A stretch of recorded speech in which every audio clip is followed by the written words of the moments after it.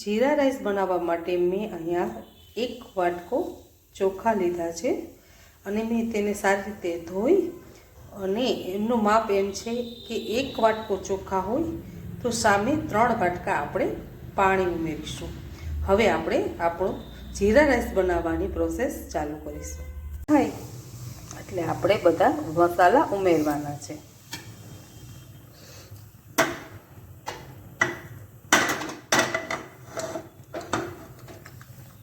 હવે આપણું ઘી તૈયાર રેડી થઈ ગયું છે।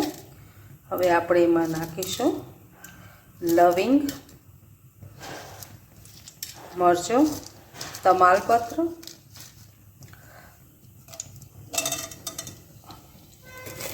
અને સૌથી વધારે નાખીશું જીરું।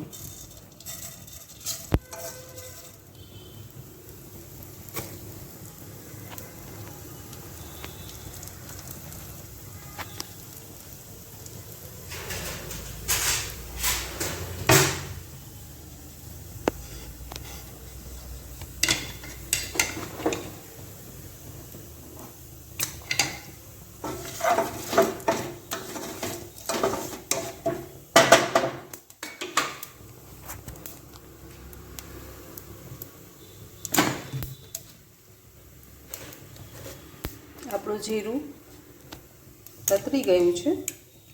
હવે આપણે નાખીશું ભાત।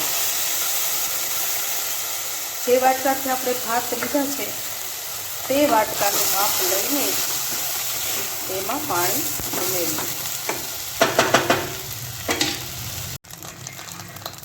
હવે આપણે પાણી ઉમેરીશું।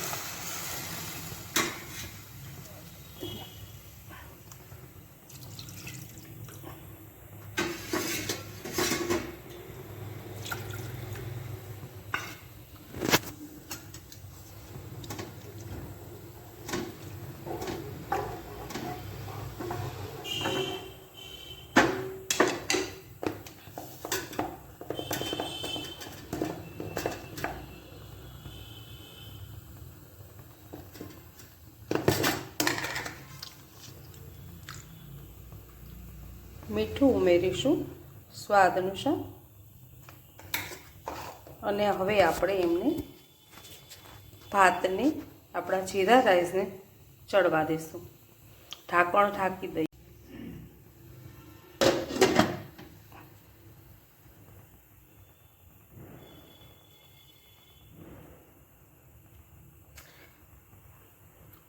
પંદર મિનિટ સુધી આપણે એમને ચડવા દઈશું। આંચ મીડિયમ આંચ રાખશું।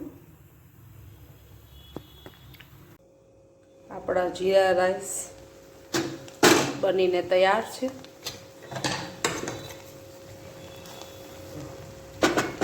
એકદમ ખીલેલા છે। હવે આપણે દાલ ફ્રાયની રેસીપી બનાવીશું। મેં લીધું છે અહીંયા તુવેર દાળ અડધો વાટકા જેટલી છે। મેં તેને ધોઈ લીધી છે અને હવે આપણે કુકર મૂકીશું। કુકરમાં આપણે આપણી દાળ ઉમેરીશું। આપણી દાળ છે આપણે ઉમેરીશું।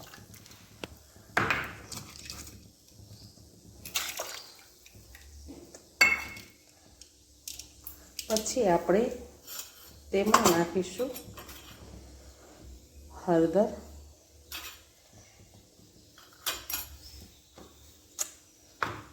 મીઠું સ્વાદ અનુસાર,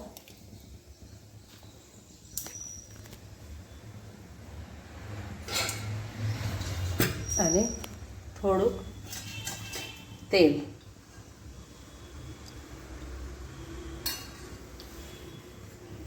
હવે ઢાંકણ બંધ કરી દઈશું અને આપણે 4 સીટી વગાડીશું।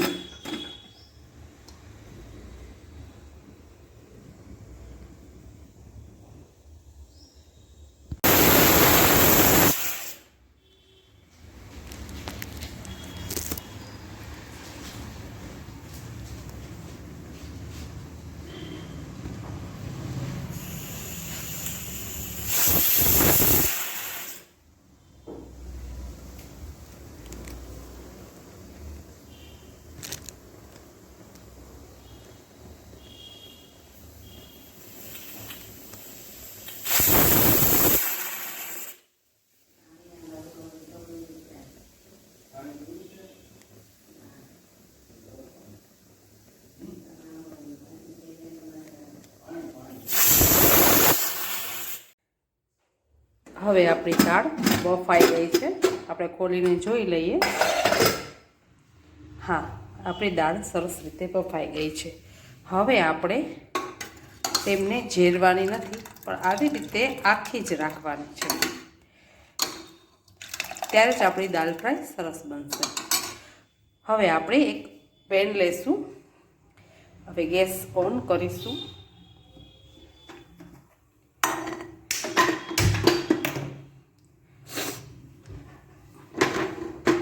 આપણે વઘાર માટે તેલ લેશું.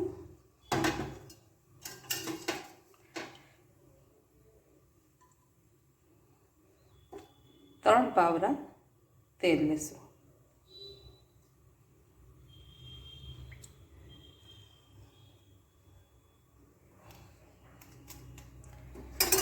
આપણા તેલને ગરમ થવા દઈશું.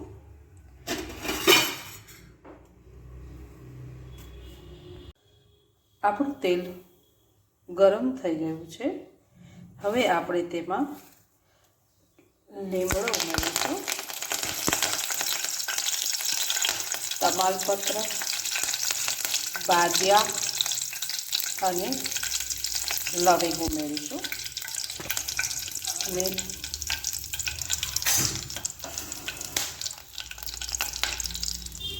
જીરું ઉમેરીશું અને હિંગ નાખીશું. જેવો આપણો વઘાર થઈ જાય એટલે આપણે તેમાં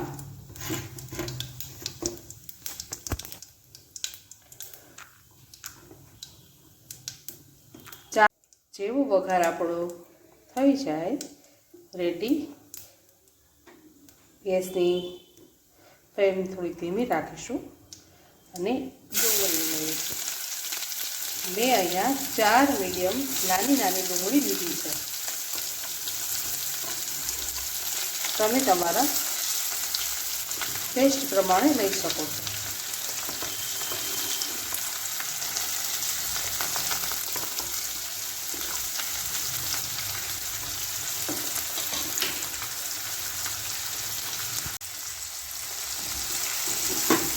ડુંગળી જ્યાં સુધી ગુલાબી ન થઈ જાય ત્યાં સુધી એમને સાતળવાની છે.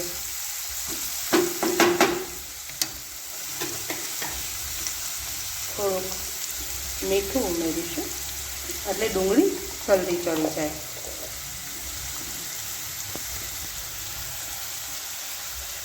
ઢાંકણ ઢાંકી દઈશું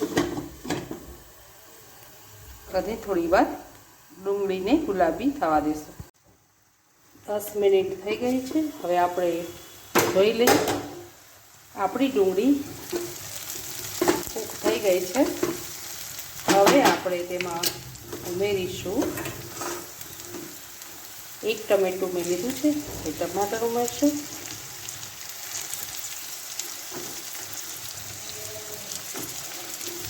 જેને મેં ઝીણું કાપી લીધું છે. અને મેં મરચાંની કટકી ઉમેરીશું.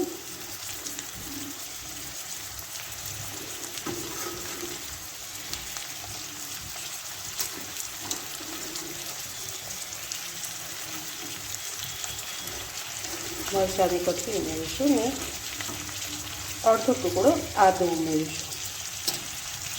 પછી આપણે બધું મિક્સ કરીશું.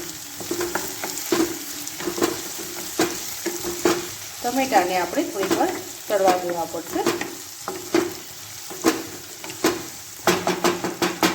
હવે એક સિક્રેટ ઇન્ગ્રેડિયન્ટ આપણે ઉમેરીશું, જે છે કસૂરી મેથી, જેને આપણે હાથેથી મેશ કરી અને આમાં ઉમેરીશું, જેનાથી દાલ ફ્રાયનો સ્વાદ સરસ આવે છે. આપણે હવે આ બધા ઇન્ગ્રેડિયન્ટને ચડવા દઈશું. 5 મિનિટ ચડવા દઈશું. ધીમી આંચ ઉપર ચડવા દઈશું. હવે આપણા ટમેટાં, મરચાં અને ડુંગળી બધું ચડી ગયું છે. હવે આપણે મસાલા કરીશું. મસાલામાં આપણે નાખીશું 2 ચમચી હળદર પાવડર,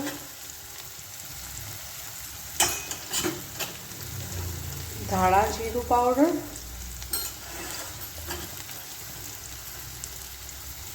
લાલ મરચું પાવડર,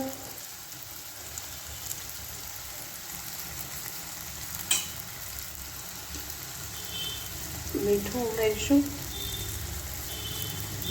સ્વાદ અનુસાર. હવે આપણે આ મસાલાને થોડો ચડવા દઈશું.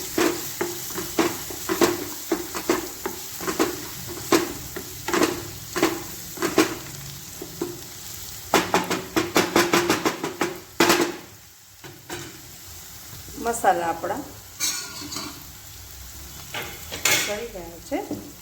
હવે આપણે જે દાળ હતી આપણી બાફેલી તે આપણે ઉમેરીશું.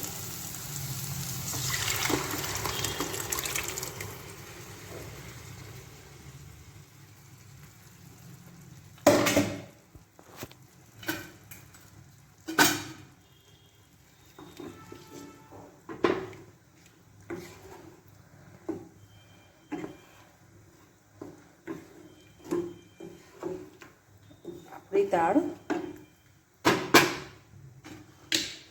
થોડીક કૂક થવા દઈશું એટલે મસાલા એમાં સરખી રીતે ભળી જાય.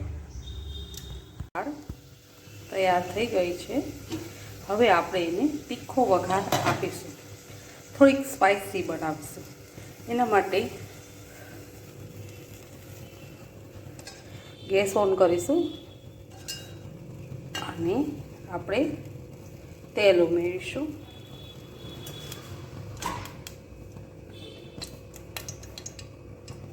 વઘાર કરવા માટે આપણે તેલ ઉમેરીશું અને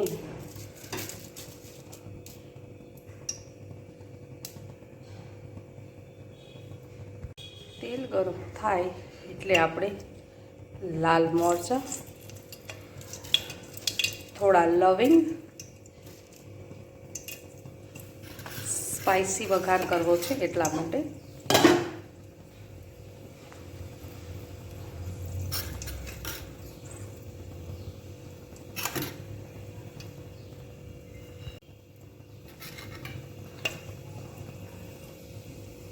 લસણવાળી ચટણી, લસણ, ગરમ મસાલો અને લાલ મરચું પાવડર ઉમેર્યો છે. થોડીક વાર કૂક થાય એટલે બંધ કરી દેવાની.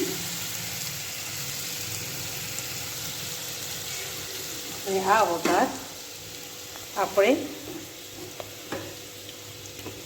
દાળમાં ઉમેરીશું. આપણું મરચું જરાય બળવું ન જોઈએ એવી રીતે તેમને વઘારવાનું. આવી રીતે કરશો તો રેસ્ટોરન્ટ જેવો જ સ્વાદ આવશે. હવે આપણે આપણી દાળ આમાં ઉમેરવાની.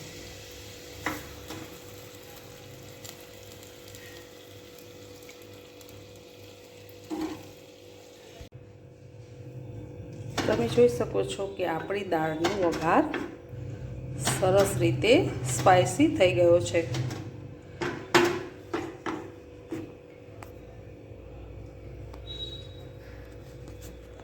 હવે આપણે તેમાં કોથમરી ઉમેરીશું. કોથમીર ઉમેરી એટલે આપણી દાળ તૈયાર થઈ ગઈ છે ને. એકદમ ઇઝી આપણા દાલ ફ્રાય અને જીરા રાઈસ સરસ તૈયાર થઈ ગયા છે. એકદમ ટેસ્ટી અને એકદમ લાજવાબ. આવી જ રેસીપી જોવા માટે મારી ચેનલને લાઈક કરો, સબસ્ક્રાઈબ કરો